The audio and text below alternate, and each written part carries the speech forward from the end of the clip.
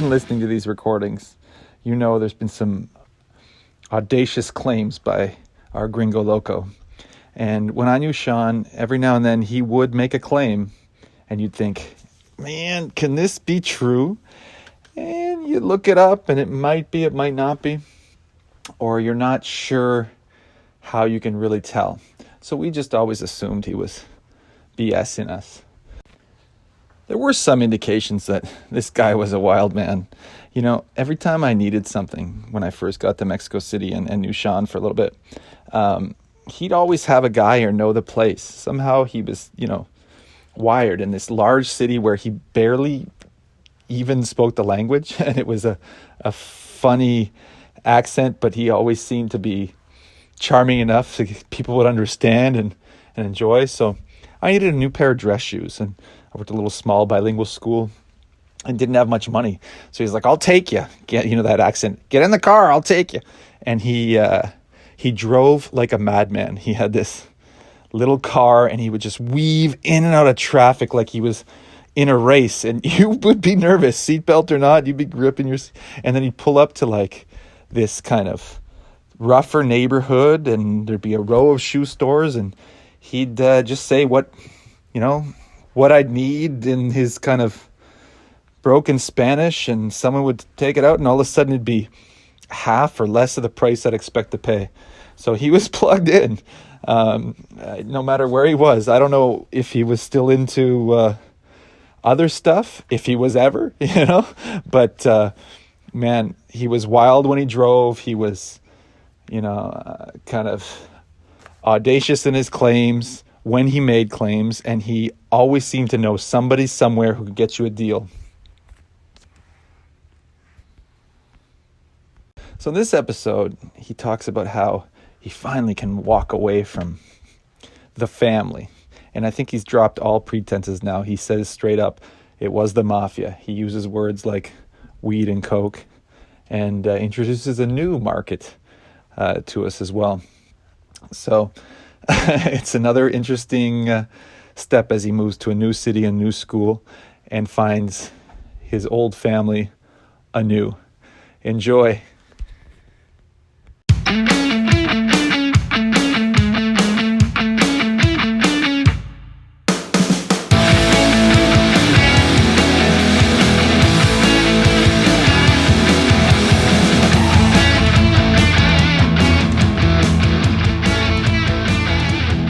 There was so much responsibility upon my shoulders, again at such a young age.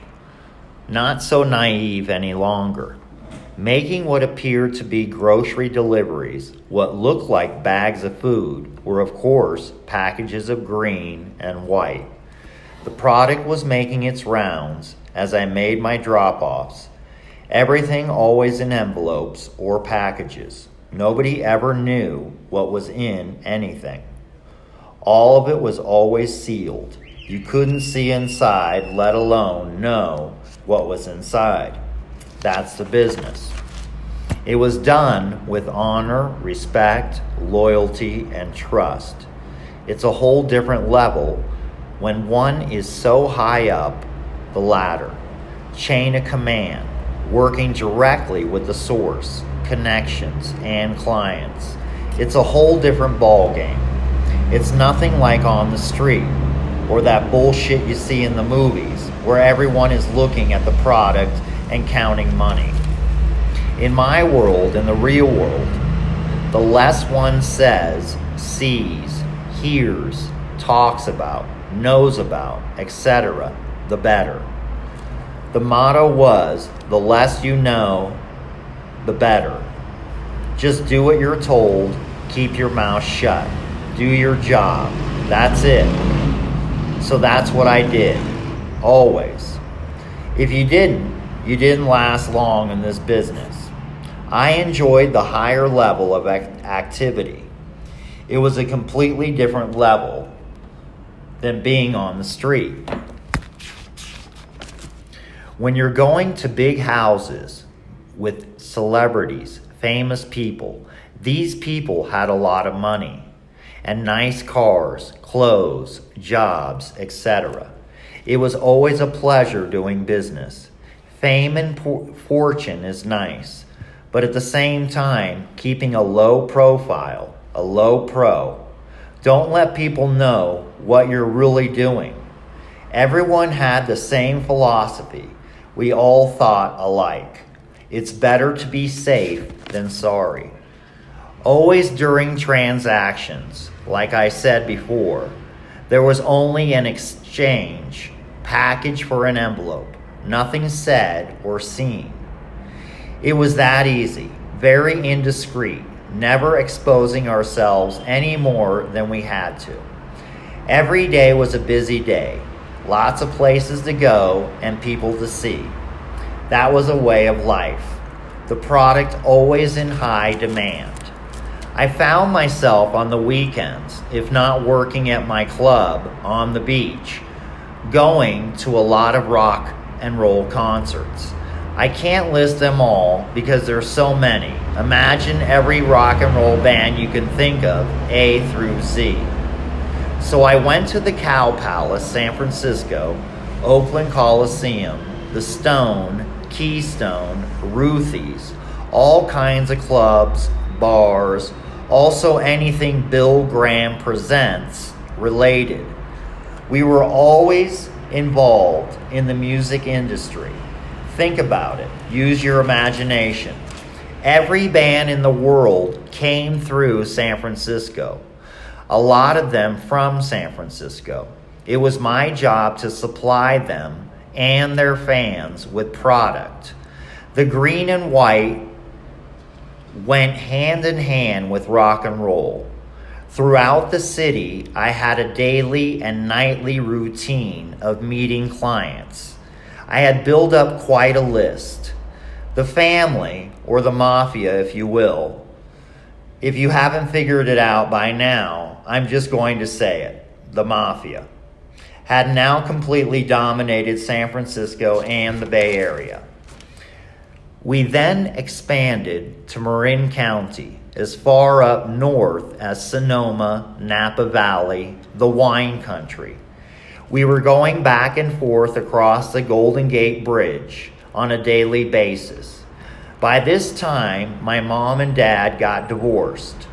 Mom got the kids and stayed in San Francisco, and dad went to Sausalito across the bridge and got a houseboat. It was on the beach, huge.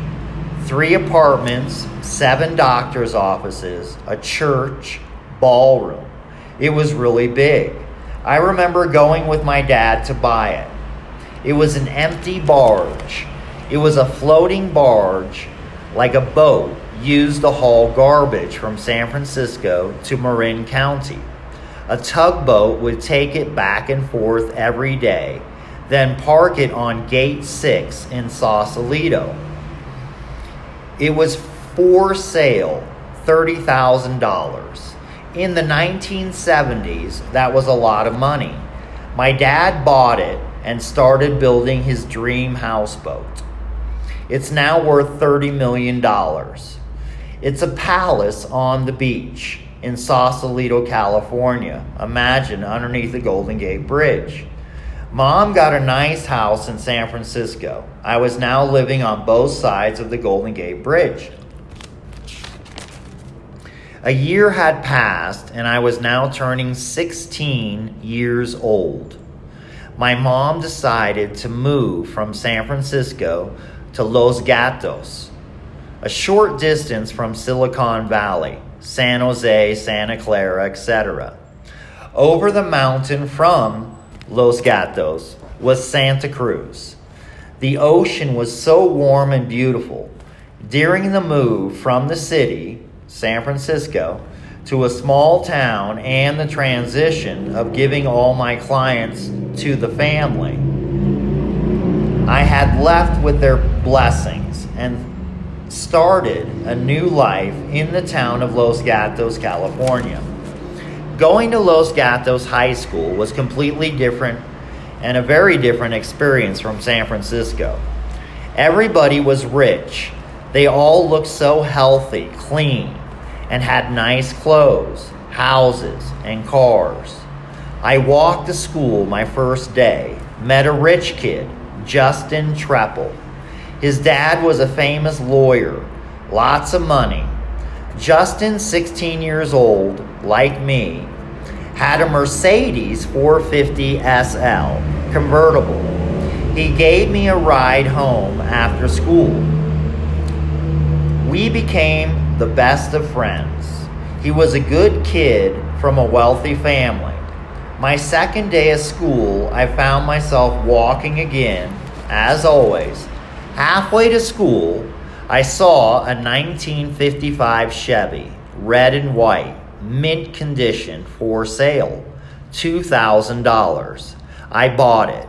I didn't even know how to drive. I didn't have a license. I met another kid at school. He was poor. His name was Dean Mayo. So cool.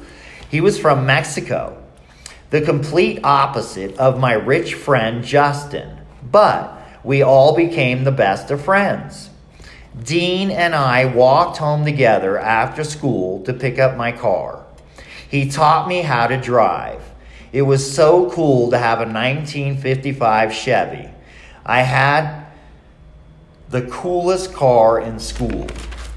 It was now my third day of high school, and I found myself walking out the front door, saying goodbye to my mom, only to walk around the corner to where I parked my car.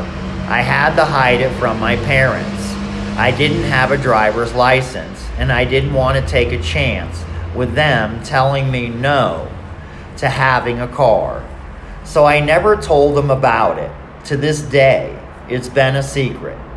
Like so many others, Los Gatos was great. It was me, Dean, and Justin hanging out in high school, and only my first week. My first weekend in Los Gatos, Justin had a party. Saturday night, his mansion was filled with high school, college, and university students. Kids. I met an older kid named Johnny and his brother Robbie. They were what looked like university students, about 20 years old. They took me to their penthouse in Johnny's BMW. These kids had a lot of money. They were, coincidentally or not, who knows, in the mafia. Johnny was a high-ranking official, a lieutenant in the family. I thought I had washed my hands and finished working for the organization. But no, I was just getting started. The mafia has people all over. If you're lucky enough to get out, they just suck you up one way or another.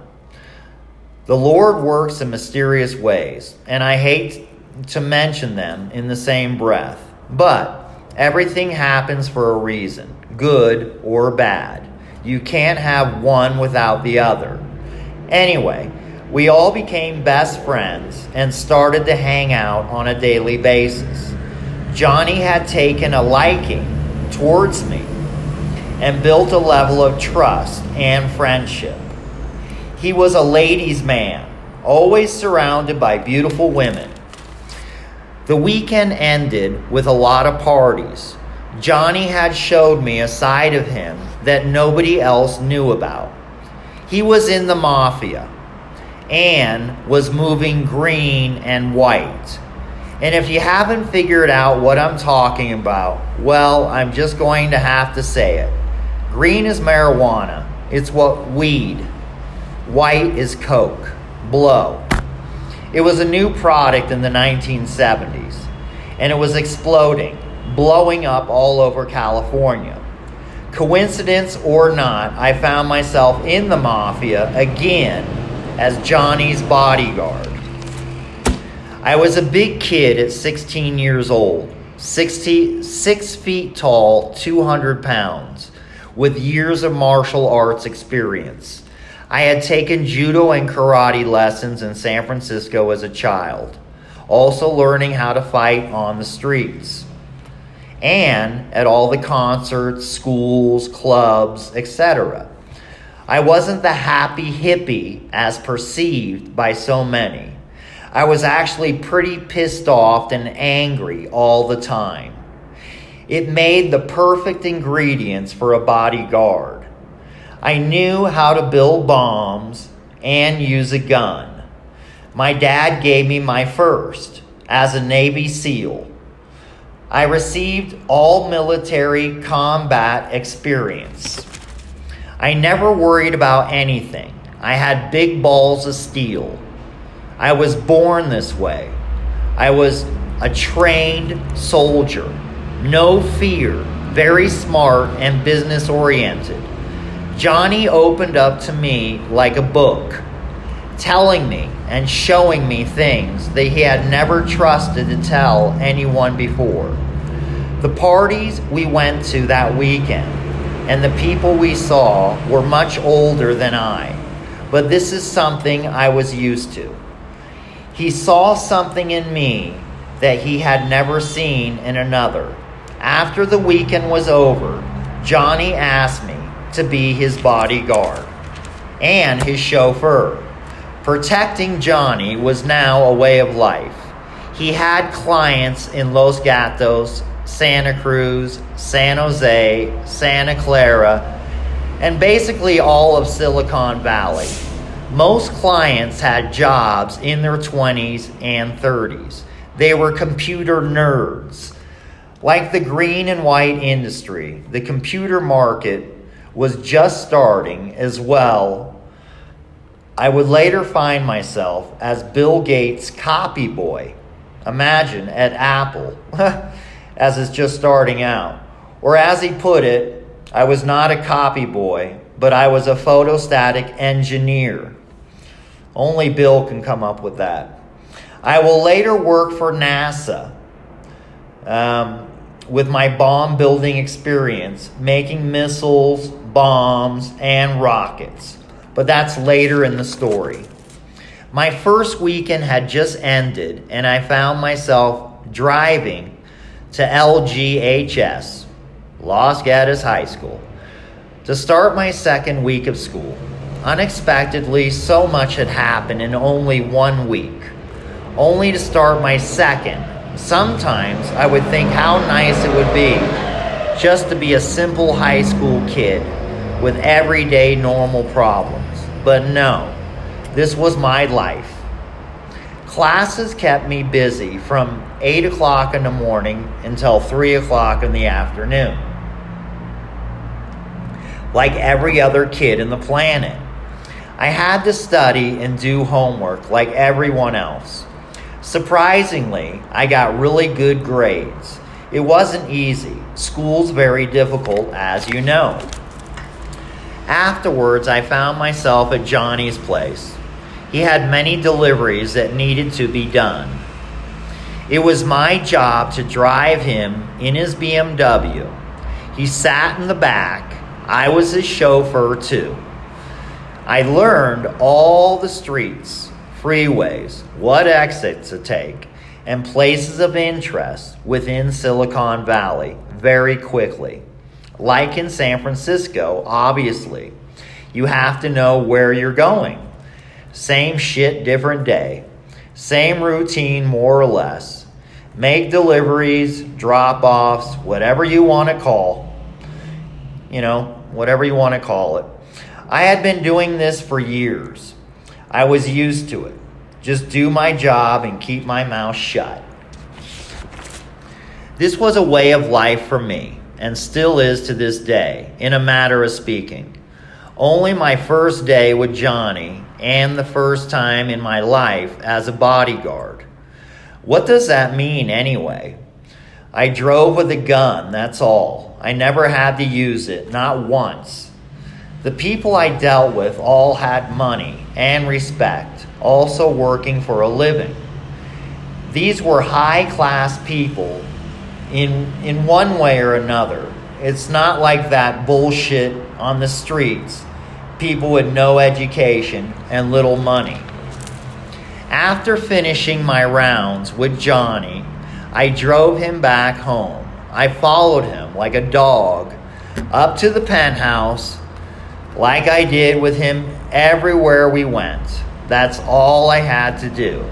Just stay behind him, keep my eyes and ears open at all times, always looking 360 degrees. Keeping an eye out, just make sure he was safe. I hung out at his place for about an hour. He told me I did a really good job and that he felt comfortable with me. It was enough for today and that I would see him tomorrow. I, of course, had to go home and see my mom, eat dinner, do homework, and go to bed, only to wake up and go to school like every other kid, right? The next morning, Justin picked me up at the house to bring me to school. My mom, looking out the window at the Mercedes 450 SL convertible, said, "Who's your friend? And why does he have such a nice car?" My mom, always skeptical about everybody and everything. God, I love my mom. Anyway, I introduced the two of them, and she was shocked when he threw me the keys to his car and told me to drive. Justin and I, with me driving, drove away, waving goodbye, and Justin yelling to my mom, "Nice to meet you." And she had such a surprised look on her face as I drove away in the convertible Mercedes 450 SL.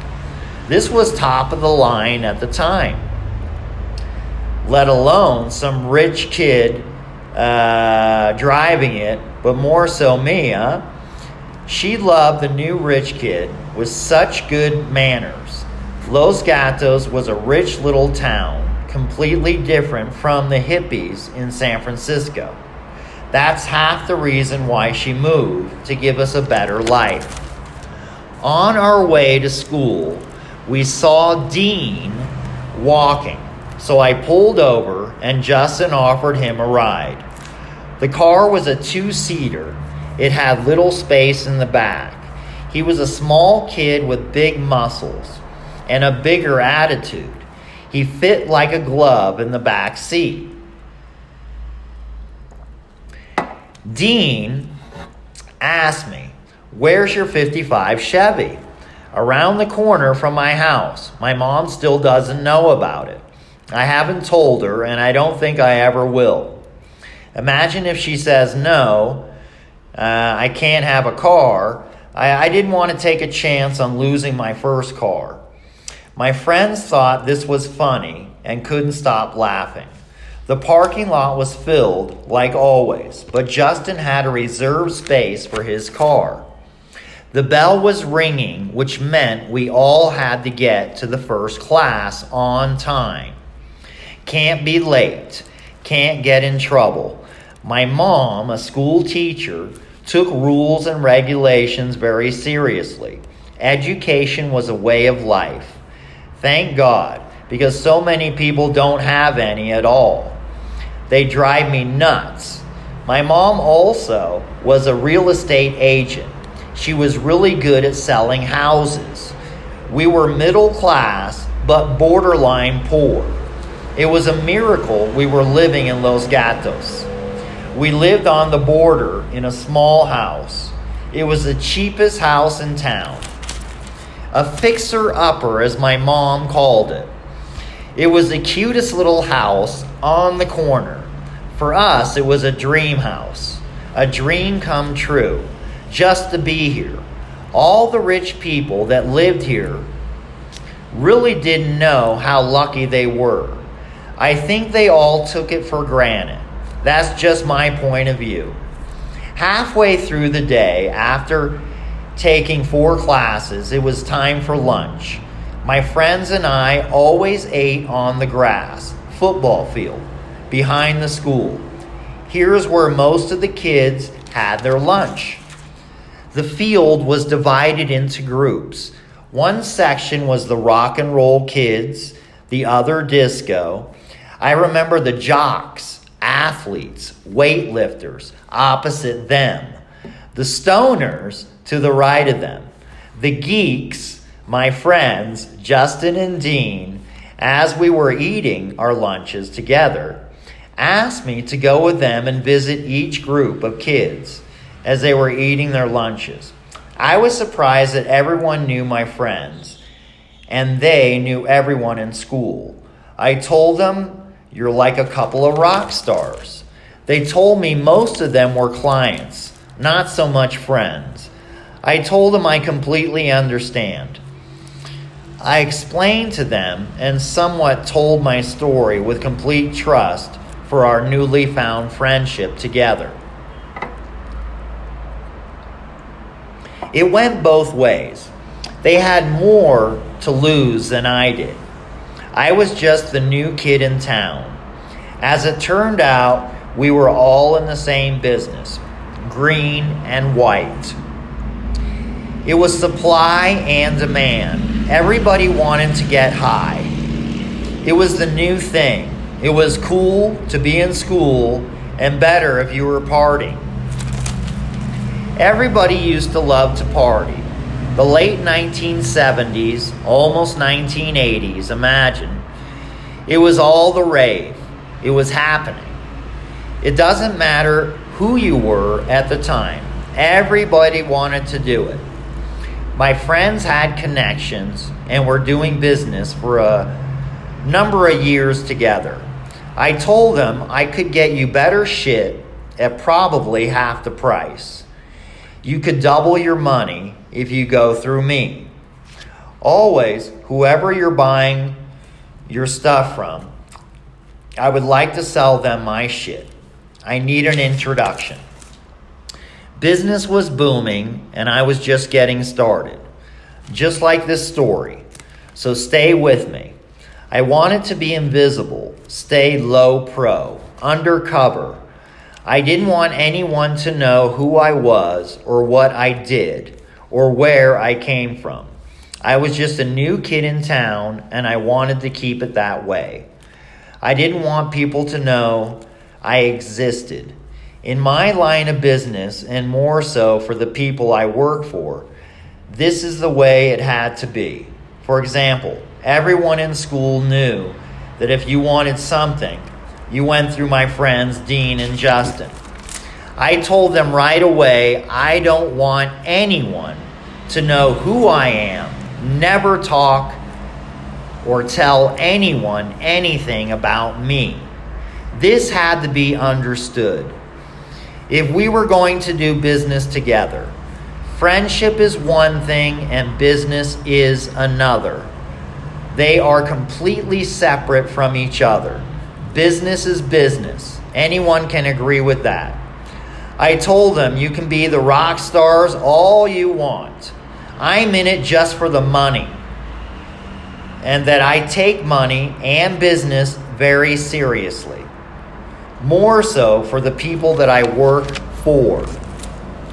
I told my new close friends, if we were going to take this to the next level, we all had to take this very seriously. It's a matter of life and death. They told me I was being very dramatic. Relax, take it easy. They believed that hippies from San Francisco were this way. Where's the peace and love, they asked. My reply was, there's no peace and love in business. Not with me, anyway. Lunch was over, and so was school for the day. I told them to think about it and give me an answer the next day at school. Friday, last day of school, thank God, TGIF. I had survived 2 weeks of my new life in a new place. But had I? It seemed to me like same shit, different day, only different place. How did this happen? Again, what can I do at such a young age? I just go with the flow. You know what can a kid do? I take the bull by the horns with balls of steel. I drove my 55 Chevy today and with a driver's license. First time. My mom, after seeing me drive my friend's 450 SL, she took me to the DMV which is the Department of Motor Vehicles, to get my driver's license. I passed the test with flying colors. Arriving to school, I found my parking spot next to Justin's. It had already been established that this was my place. I always have had a way about me that I would establish the ground rules right away, no matter where I was.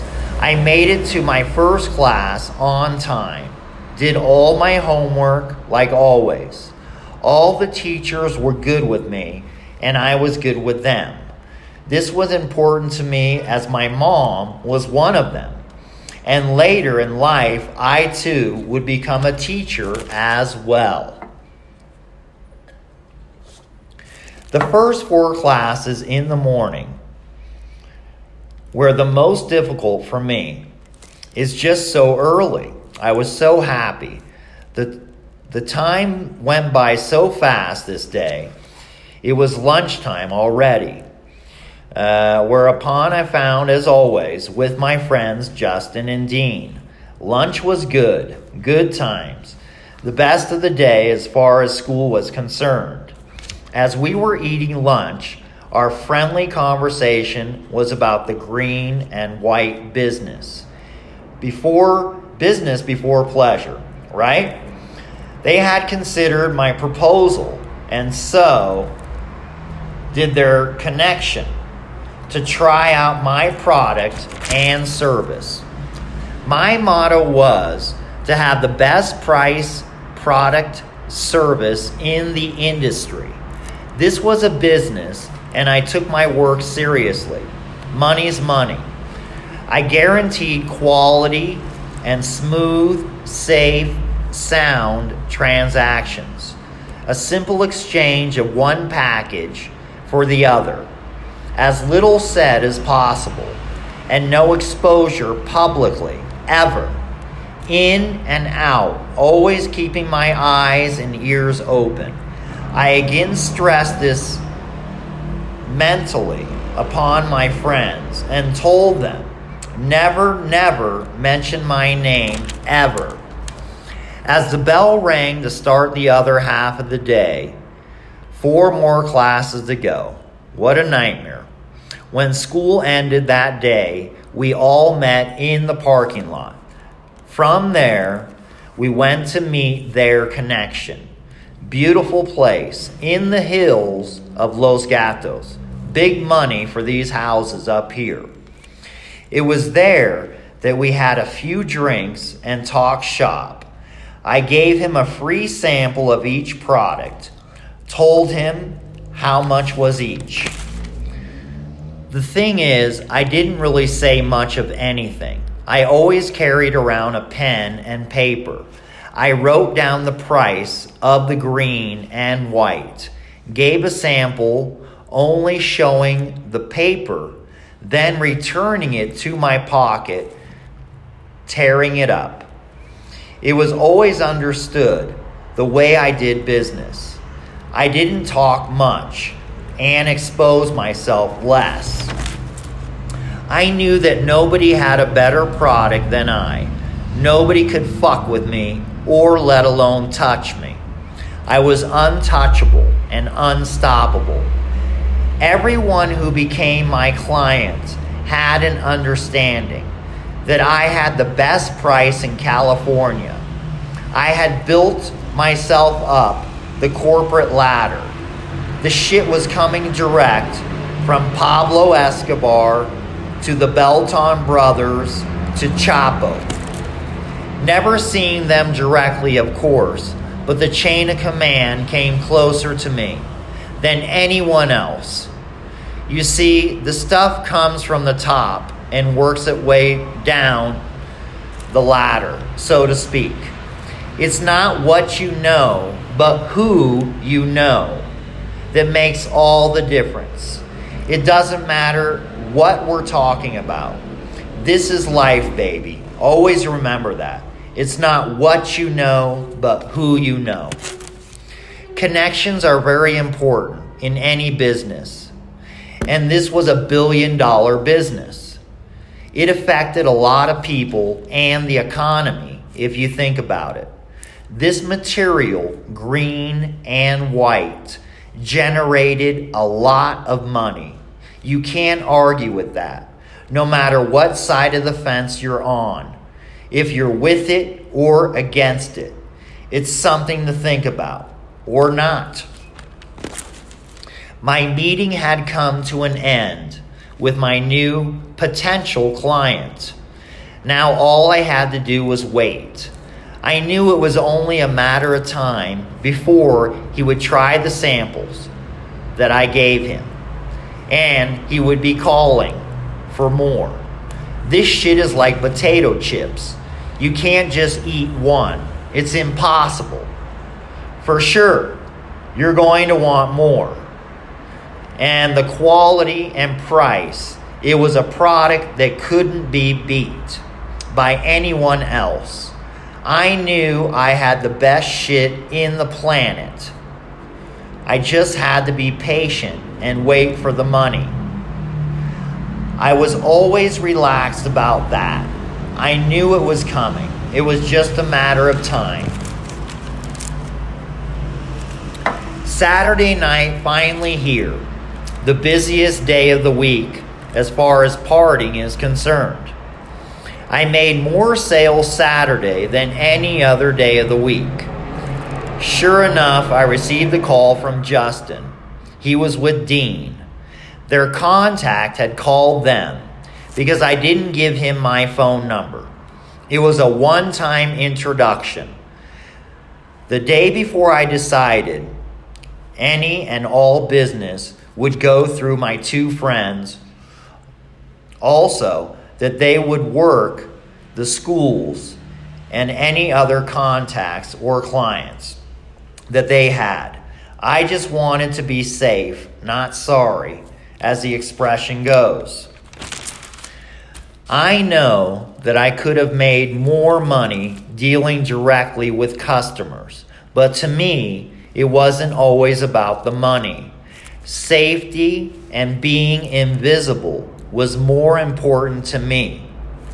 I saw that greed and stupidity went hand in hand.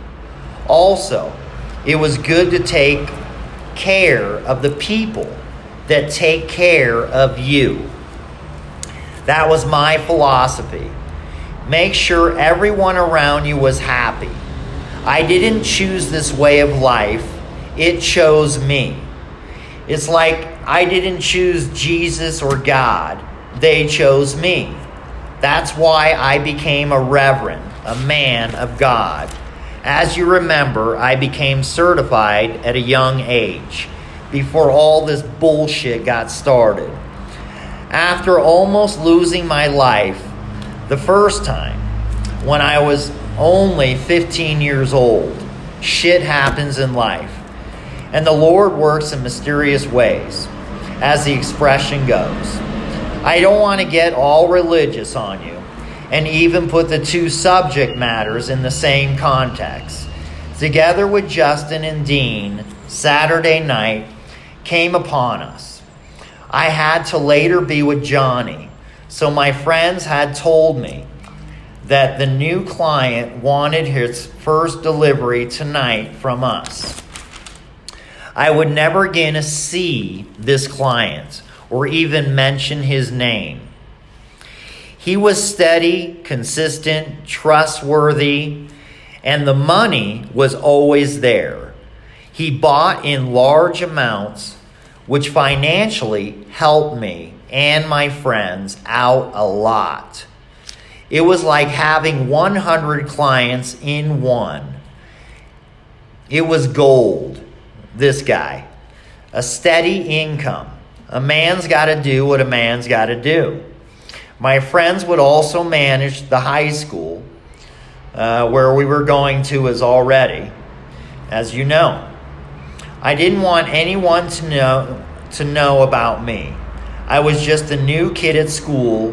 Nobody knew anything about me. I wanted to keep it that way. Just a new kid in town. I gave Justin and Dean the material. that they needed for our new big client. Sealed the package and told them, make sure to be careful. Don't be stupid and bring me back my fucking money. They knew how much to give me later that evening, and I trusted them to do so, as I did my new client and all my clients, as did Johnny's. It was all about trust. It was time to go see my boss. So I told the boys, see you later. Everything was going through Johnny, which in turn went through me. Between the two of us, we had more or less 100 people working for us. Clients, if you will. Johnny and I were invisibly dominating Silicon Valley. It was in our pocket, escalating business and the demand for more product, from Pablo Escobar in Colombia to Chapo from Mexico, with the Beltran brothers, to the Italian mafia in the USA. I was working in San Francisco, Marin County, Silicon Valley, the music, sports, movie, art industry, all the way from the top to the bottom with schools. Remember, we were all teenagers at the time. All the big names that I had just mentioned. Even my bro, who I haven't mentioned a lot to this point of the story. It's an amazing story in itself.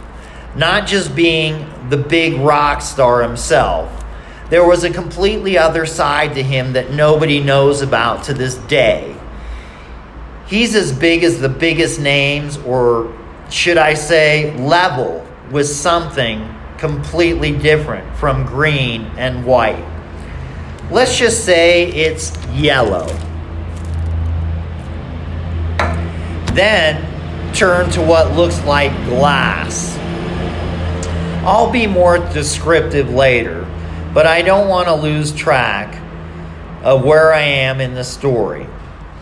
Arriving at Johnny's house at 7 o'clock, I was ready to once again be a chauffeur and bodyguard, making our rounds for a busy Saturday night.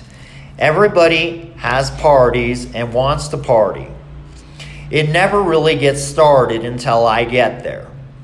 I was always the life of the party, but at the same time, nobody knew who I was.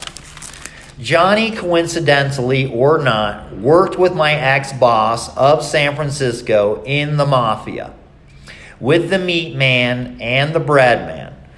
I will never mention their real names. I'll take them to my grave. Anyway, we made our rounds, took care of business, and before I knew it, the night was over. I had to get back home before it got too late.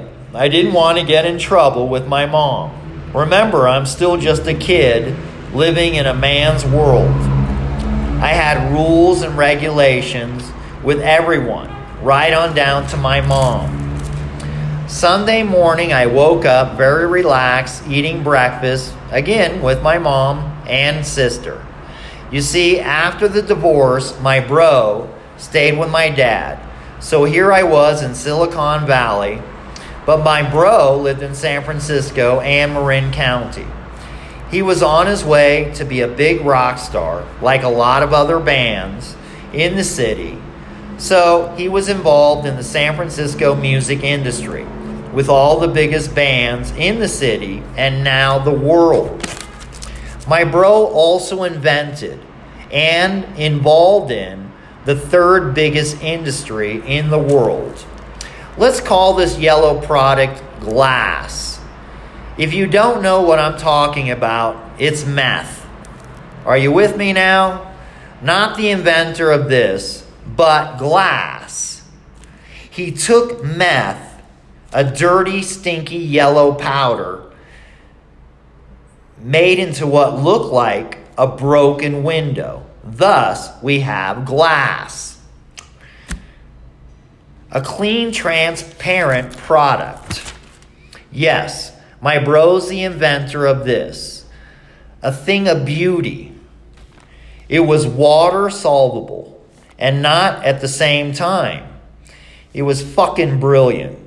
I still to this day don't understand it or the process. Just a little bit of this shit, and you couldn't or wouldn't sleep for days. Everything you did was so much faster. He established himself in what is known as the biggest motorcycle gang in the planet, the Hells Angels. The biggest distributors of this new sensation, certainly in California, because that's where we were all from. And later, the whole USA, if not the world, became familiar with this stuff because of us. I'm hesitant to even talk about it, even now after 40 years. My bro and I stopped doing business for more than 30 years and have been clean ever since. But that's later in this story. So to get back to what I was talking about, Sunday morning eating breakfast, I then watched the NFL. How I love my football.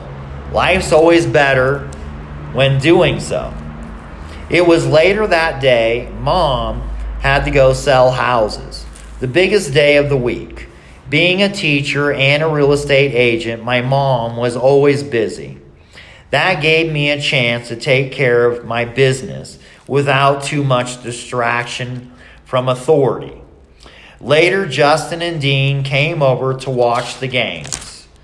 Upon arriving, they gave me my money from the evening before, all accounted for, everything in order, business before pleasure. That's what I always say. Anyway, after we all hung out, ate, drank, watched football, then I told them they had better go before my mom gets back. I don't want any problems. So we said our goodbyes and told each other that we would see each other the next day. Monday morning, time to wake up. Start this shit all over again. Same shit, different day. That's what I always say. Finishing breakfast and my homework, off I went as always. During lunch, eating with my friends, we talked about business. They had a lot of kids at school that wanted stuff. It was only Monday, the weekend just ending, but still everyone wanted to continue the party.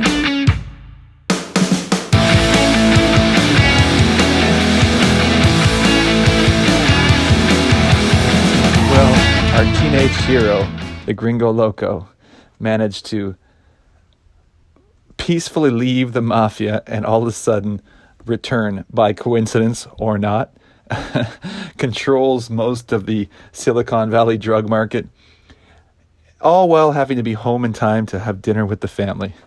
So, yeah, the way he tells it rings true, but it also is unbelievable. You know, claims of mom being a great real estate agent and then them being on the line of poverty. I don't know if maybe he jumps back and forth in the way he talks about time. And so that when he talks specifics, he might be talking about a specific time where they weren't as well off and maybe they were later on.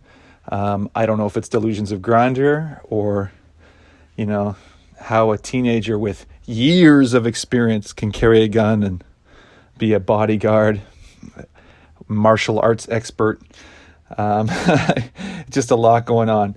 And believe me, I listened to the next two recordings and it goes even further. It gets even crazier.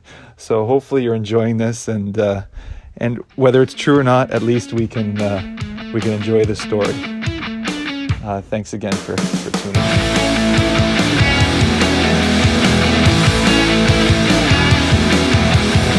Thanks for listening to True Story, a podcast by Gringo Loco. Be sure to subscribe to our YouTube page at Sean Balin Gringo Loco Podcast and follow us on Instagram at Gringo Loco Pod. Catch our next episode 1 week from today.